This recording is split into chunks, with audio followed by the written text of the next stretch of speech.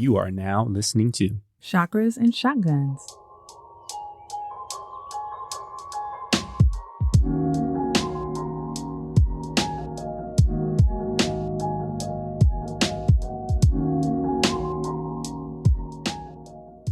Welcome to Chakras and Shotguns, the podcast that guides you on a journey of spiritual development and personal preparedness. I'm Jen, a former lawyer, real estate investor, and yogi. And I'm Mick, a marketer, energy healer, and prepper. As above, so below. This cryptic ass saying was something that I heard from a lot of places as I started kind of exploring spirituality related information. I had no clue what it meant, so I just kind of nodded along like, yeah, that makes sense. But today we're actually going to dig into what it is, where it comes from, and give some real world examples of this spiritual universal law. Before we get into that, though, we want to make sure you are receiving our newsletter. It's packed with helpful tips in bite-sized chunks. We in your inbox for a good time, not a long time, okay? Invitations to exclusive online and in-person events. Want to meet us? Discounts on merch and readings. So sign up by clicking the link at the bottom of the show description. All right, so let's get into our breath work today. If this is your first time joining us, we like to start every episode with a little bit of breath work to get us into a nice mindful place. Yeah, a little meditation visualization, if you will. So let's begin. Find a comfortable seat. You're more than welcome to lay down. Lay it on down. And become aware of your breath.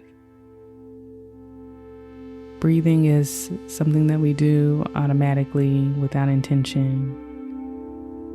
But for this brief moment in time, let's tune in and check in.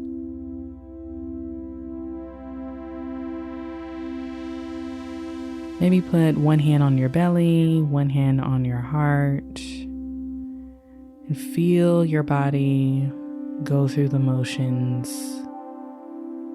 of breathing. Let's inhale deeply in through your nose, expanding your belly, pushing up against your hand, holding at the top. And gently sigh that breath back out through your mouth.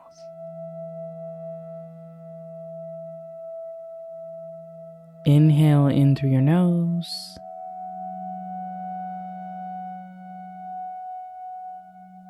Holding at the top, taking one more sip of air. And then sigh that breath back out through your mouth. Seal your lips now that we're more aware of our breath. Just let yourself get into a normal breathing flow. Maybe do a physical scan of your body, starting from your toes, all the way up to the crown of your head. Noting where you may be holding, where you may feel tense, and try and just sink a little bit deeper into this practice.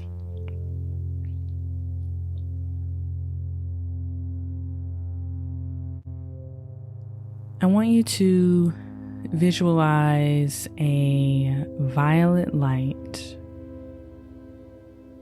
above the crown of your head. Maybe it's a ball of light, but allow it to spread.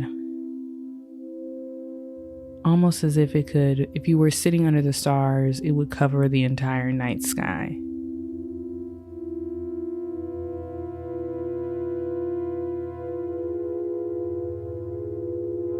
Allow yourself to feel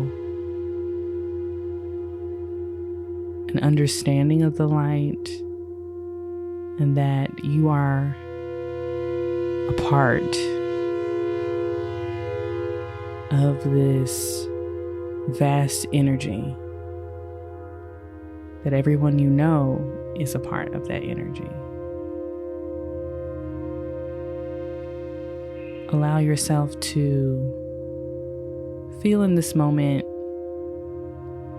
that you are a part of something that is bigger than yourself.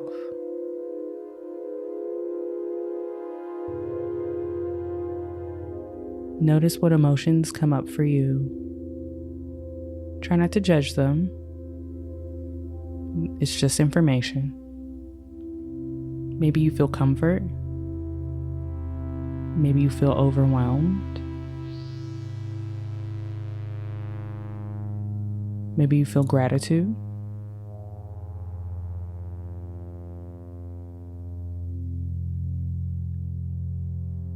Maybe you feel faith in something higher and deeper and more powerful than your individual existence that you're living.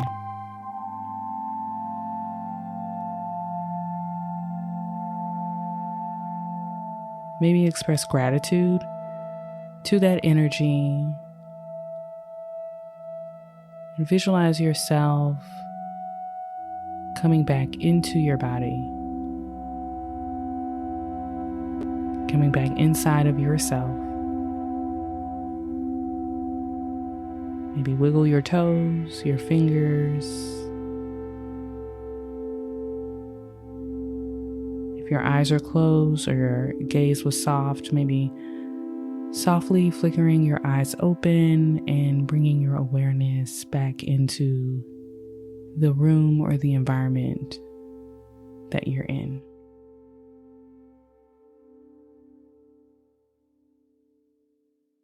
All right.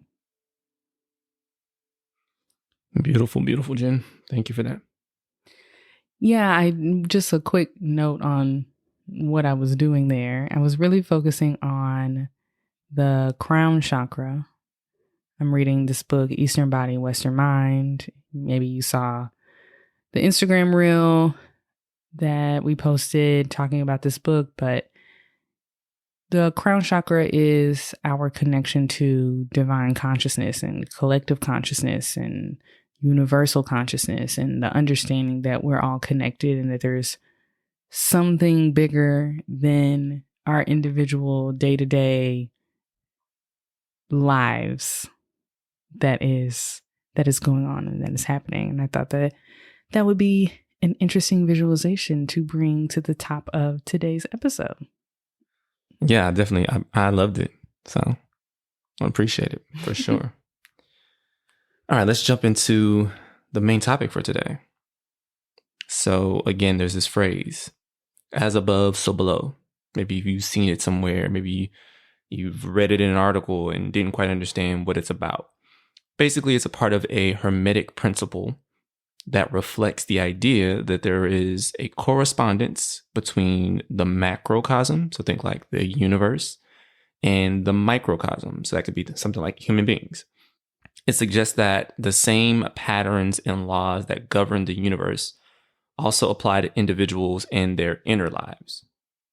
Okay, that's cute, Meg. Thank you. But we got to back it all the way up because we need to explain what a Hermetic principle even means. Yes. So Hermetic principles or Hermeticism, it's kind of complicated and there are many texts to draw from, but basically the too long didn't read is Hermeticism is a spiritual and philosophical tradition that originated in ancient Greece and Egypt. It is said to combine the teachings from the Greek god Hermes and the Egyptian god Thoth, which were kind of the same figure, like the Egyptians had Thoth and then the Greeks later called him Hermes. And Hermeticism seeks to understand basically the divine nature of the universe and the relationship between the material and spiritual worlds. It's based on the belief that God is infinite and created infinite layers. So there's infinite realities, infinite forms, and different forms of consciousness that all exist simultaneously, right? And Hermeticism states that there are patterns in the universe and the natural processes echo spiritual changes. So basically they're seeing like this mirroring of things kind of throughout different layers of the infinite creations that God made, right? It emphasizes the importance of personal experience and direct knowledge of the divine, as opposed to kind of relying solely on religious doctrine or scripture. I know it's a lot. If you want to like check out a book, and I actually don't know the right way to pronounce it because I've heard it pronounced many different ways, I say the Kybalion. It's Kybalion. It has like the basics of Hermeticism and Hermetic principles in that book. How do other people pronounce it? I've heard Kybalion. I was like, I don't know that. So I don't know. I'm from Houston, Texas, so I say Kybalion. Kybalion. Lord. That breath was not really about overwhelm, but it's so old. And a lot of these themes, whether people are reading the Kybalion or whatever, a lot of these themes pop up in other places. Like some of these themes have popped up in my yoga teacher training, like when I'm reading about yoga philosophy. And that's Indian history, right? About the layers of self, you know, the physical all the way down into the bliss layer, which is like this connection to the divine. And even the point that you made, Mick, about the push for us to connect and have an individual relationship with the divine rather than focusing on religion. I think a pain point that I've probably brought up on the show multiple times with my Christian upbringing, and also to a certain extent, I'm not Catholic, but how I've perceived Catholicism, where it was very like intermediaries between you and God, and how small and disjointed that can feel.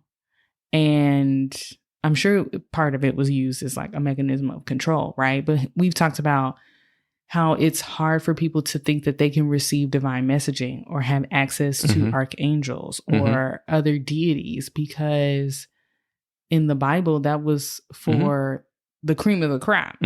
It wasn't for everybody. Exactly. And so having this very intimate, deep relationship with God can cut out people who have a vested interest in that not being that way. No, and it's what's interesting about that, right? Like even this knowledge was really like kept to a small group of people, right? Like Hermeticism wasn't like this massive statewide philosophical religious tradition, right? It was like very small group of people who were allowed, because literacy wasn't widely available, right? So like only this very small group of elites had access to this knowledge. And so, I mean, I'm sure that trickles down into what we experience today, right? Like people aren't aware that they have a direct line into the divine, right? They believe that they have to go and receive messages from the divine through someone else, right? Whether that's your pastor or the Pope or whatever it may be. Like you, a lot of times, are unaware of the fact that you can directly connect with the divine. Yeah. It's like really powerful, but then it's also really disappointing at the same time that it was an elite thing. The other point that I wanted to make, really bringing it to the present, right? Because I think sometimes people are like, oh yeah, these thoughts are coming up. I'm hearing about this more. I've heard about people talking about some of these books, but also something that's relatively new in the grand scheme of things is quantum physics. And some of this sounds like quantum physics to me. Yeah. Infinite realities, infinite layers, parallel universes. It all sounds connected. It sounds like our episode on Time, which we got all into quantum physics and the movie that won the Oscar. I actually brought this up today, and I was in yoga teacher training today, and I was like, I'll try and find this TikTok video and put in the show notes. But somehow scientists were able to, I don't know, videotape. Gosh, I'm such an 80s baby. Film. I don't know. It's on VHS, baby.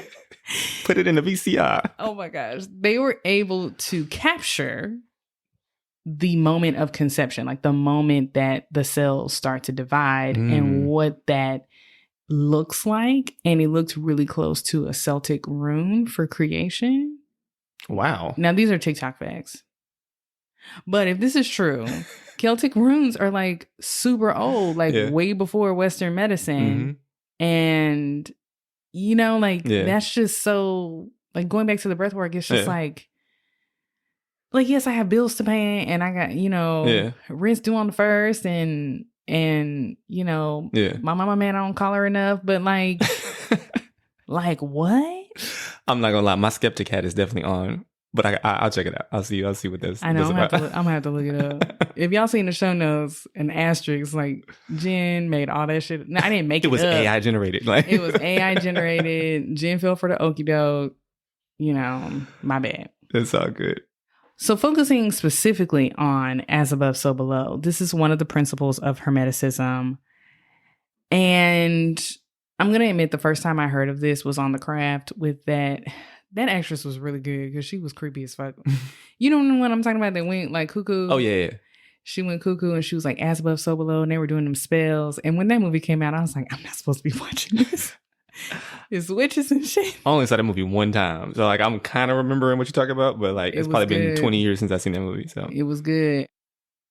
I think at the time, I didn't really have a good understand. It just sounded witchy. Like it sounded like abracadabra. They were doing the little spell and calling on the elements. And it sounded to me like they were manifesting in a way, in the way that I've like come to learn more about manifestation, of like bringing from a higher realm, grounding it down and like manifesting that into their reality. But you let me know if I'm way off base. Nah, you're not far off at all. So the phrase, it is part of one of the Hermetic principles, the Hermetic principle of correspondence. And this principle basically says the same patterns and laws that govern the universe also apply to individuals and their inner lives, and there's a connection between the various levels of existence. Put that another way, what is true in one realm is also true in another, and the same principles apply across all levels of reality.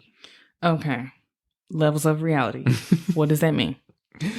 Yeah, so how I like to think about it, I think about it in terms of we're here on Earth, right?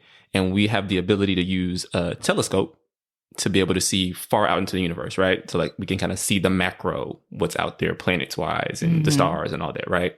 We also have the ability to take a microscope and we can, like the most sophisticated microscopes, we can go like all the way down to like subatomic particles, right?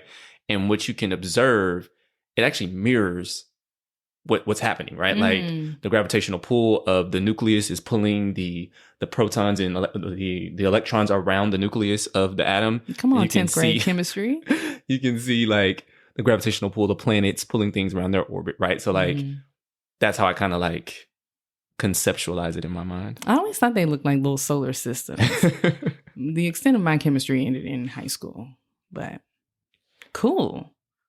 This actually came up today in yoga teacher training because we were talking specifically about the crown chakra, hence my inspiration for the meditation, but about how our veins look like tributaries and they look like rivers, and how you just see over and over and over again, like to your point, these things that just, you know, something so small, like mushrooms, really, really small, can communicate over like vast areas.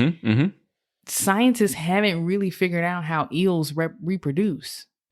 Like they just like all go to one spot. Like they know where the spot is to go kick it, and they come out with baby eels. Like that's some wild shit. Like everybody know. Like they're like, oh yeah, everybody know where we going. Where the eels end up traveling to are some of the deepest parts of the ocean that we can't even explore. That's pretty wild. That's wild.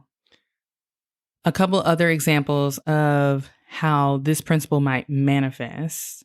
The cycles of the moon, a macrocosm, corresponding to the menstrual cycle of women, a microcosm. We talked about that in the moon episode. Last couple of 2 episodes ago. Yeah.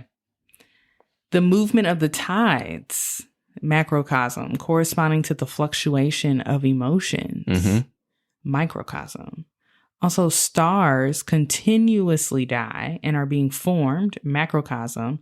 Our cells within our bodies are continuously dying and new ones are being formed, microcosm. So just like this mirroring, this, lining up of, it just feels like, again, infinite layers. It's like everything's kind of built on each other, even though they may seem vastly different, completely different sizes, very small to the very large. Yeah, I think we can get jaded sometimes with religion and like question the existence of God. But then when like you observe these things happening, you can't help but like acknowledge that there's some type of intelligent design, some type of blueprint that was used in the creation of all these things. Yeah. I actually used to do that as a kid. And I would just like kind of spin myself out a little bit. Yeah. I mean, like you're like 12 and you're like, all right, so God can see all of this, but where did he come from? That's when I gendered God. Where did God come from? And what does that look like? And then how did they know to put my bones in this order and then put my organs in there and layer that? And like I'm breathing, but I'm not thinking about it. And I can blink and I can sleep. And I was just like, like, I feel you. When I was doing this, it was at nighttime and I was riding around with my mom and I couldn't do anything else because I didn't have a smartphone and I couldn't read a book because you could not turn on that light because our parents told us you were going to go to jail. You were going to jail, federal prison, if you turned on a light at night in the car while the car was going. They had the fear of God. And it was wild is my parents didn't know Jen's parents when we were growing up. Like it was a network of black parents that was all telling their kids the same thing. Turn that light off. I'm going to get a ticket. I want to see the laws on the books. No, but speaking of spirituality and religion, when it comes to like this principle, I was like thinking about this and reading some articles and whatnot. And they pointed out that like this principle does show up like in Christianity, right? There's a line in the Lord's Prayer that says, "Thy will be done on earth as it is in heaven," right? And this like speaks to the mirroring of realms of heaven and earth, right? So, like taking it out of a purely Christian context, you can get to the ideas of like the physical world and spiritual world like mirroring each other. A lot of indigenous healers, they talk a lot about how disease will appear in the physical body and then like mirror itself spiritually in someone's energy field, right? So like there's again this like as above so below, like above the veil, below the veil, kind of if you want to think about it that way, right? So it's interesting. That reminds me of a book that I read in middle school and the TV show that came out a few years ago on HBO Max, and I don't know what the hell they gonna call it. Branded streaming. But the show is actually pretty good. It's a good like sci-fi fantasy show, and it's called His Dark Materials. And this book, it be having the conservatives in a tizzy. I read it in middle school. Okay, it was in the library. It's a book for children. But there are some like really interesting religious and spiritual concepts in this book. And this is why the conservatives be like, they be wanting to get that book up out of there. But the book is about basically a world. And I don't have to do the whole world building of it, but there's a world. And then someone has like this knife that can cut between the veils between the two worlds. And so, I'm sure there's like a big religious theocracy, that governs one world, and they're trying to get power over this knife. And there's a little girl and she's the heroine and blah, blah, blah. But it reminds me of that, of this, the veil between worlds and what that looks like. When I think about it, I think what came up for me was the Ant-Man movies. We still haven't seen Quantumania yet, but we got to see it at some point soon. But I think the point still stands, right? Like in the Ant-Man movies, if you're not a Marvel fan, and like to nerd out like us, basically Ant-Man, he has a suit. He can use these particles called Pym particles and make himself either really large or really small due to this suit. And so at one point, he can make himself so small that he goes into what's called the quantum realm. And it's like a mirroring realm where like you can interact with other people and beings there as well. And like, it almost looks like outer space, but it's like really, really small. So like, I just thought about like how there's this like parallel universe that exists if you go really, really small or, you know, really into this quantum space. So that's what I thought about. I don't know. I was going to respond like I'm not familiar with Ant-Man, but the joke was right there. So he's the opposite of a grower, not a shower. It was right there. I'm sorry. Okay. So I think that gives a good conceptual explanation of the phrase. How can we apply the concept to, you know, improve our lives? So I think for me, like, first off, I think it gives you a sense of increased self-awareness. This, you know, is big for me. You hear a lot of gurus and manifestation coaches that talk about how your thoughts dictate your external environment. For me, when I was like first starting to like learn about these things, it was hard to process and believe that. But understanding that like it's really part of this universal law that shows up in the natural world, it kind of helped me to better accept the idea, like, which led me to be like more conscious about my thought patterns. And just knowing that like my thought energy on the internal, like the microcosm, can have an effect on the macrocosm, which is the outer world around me. You know, I just, you know, want to be more aware of my internal environment so I can be more aware of how I'm actively directing my energy and kind of create the external reality that I want. It can also give you greater peace of mind and almost like a sense of wonder about the world around you. So when you start recognizing the correspondences and like the connection between the big picture and like your individual view, you can really start seeing how everything's interconnected. And then it gets really fun. Like you start noticing like little synchronicities. You start seeing like, oh, why am I in class with this person? And this person is kind of like me, or they grew up where my grandma grew up or something, like, you know? Yeah. And you start seeing these, you know, these patterns. And so you're almost like, wow, like you start to see the bigger picture. And then your individual problems, you're like, okay, I feel like it'll help you navigate that a little bit clearer. For instance, I kind of felt, I always used to say I fall into things, but now taking a step back, like where I thought I wasn't thoughtful, I was actually being led and called to do certain things. So I was driving and I said, you know, I really got to do yoga teacher training. I got to get certified. I just kind of said that out loud. I was like, I really need to just get around to it. But I was busy. I didn't have time, I said. And within the hour, the studio that I go to sent me an automated text and said, hey, have you been thinking about yoga teacher training? And I was like, well, damn. So then came home, told me about it. I'm super excited. I was like, well, I guess I got to look into this. And then, you know, the price was the price. And I was like, I don't know. But then it was like, but you put it out there. The world responded. The universe responded. And I was like, all right, I'm just going to do it one step at a time. Yeah. And then I talked to the woman that's facilitating it, and it was so in line. Yeah. And exactly the type of training that I wanted to do. And the schedule was perfect. Yeah. Like as good of a schedule as it could possibly be with everything else Mick and I have going on.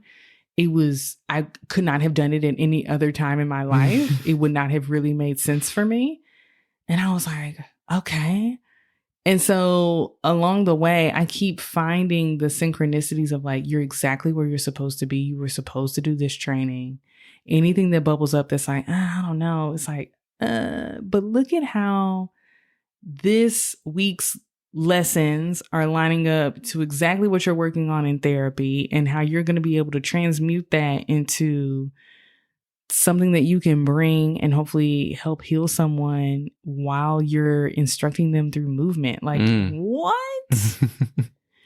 And when I just let myself follow that, it became really, really easy. I'm curious, as you explore more of your past lives, if like that type of like leadership of movement is something that's present in previous iterations of your energy, you know, because you've only really seen one past life. So I'm just curious. That just popped into my head as you were speaking, like you have this ability now to try to help heal people through movement. Interesting. Yeah. I have to look into that. I'm going to call Marcy Barron. So I hope that helps explain what as above, so below means for you guys. It's not the cryptic ass phrase I thought it was when I first heard it, right? And you can even take it as a mantra. I know people who I have a homeboy that like puts it on the bottom of his email signature. Like he has really latched onto the phrase, and I think it helps to frame things as all being part of this greater design and being mirrored on the other side of the veil. So yeah, that's as above, so below. One more time before we go, we want to remind you and your homeboys. Did you say homeboy? Yeah, I got homeboys still. Okay. We want to remind you and your homeboys, your mama and your cousin too, to join our mailing list. Jen always trying to make me sound like I'm old, man. It's more of a checking in on the phrases that we grew up using to see if they're still fresh and relevant. They'll always be fresh to me, baby. Okay. I can dig it. Back to the mailing list. You can use the link in the show description or visit chakrasandshotguns.com to sign up. And finally, guys, if you're loving the show, please subscribe and give us 5 stars wherever you listen. Namaste.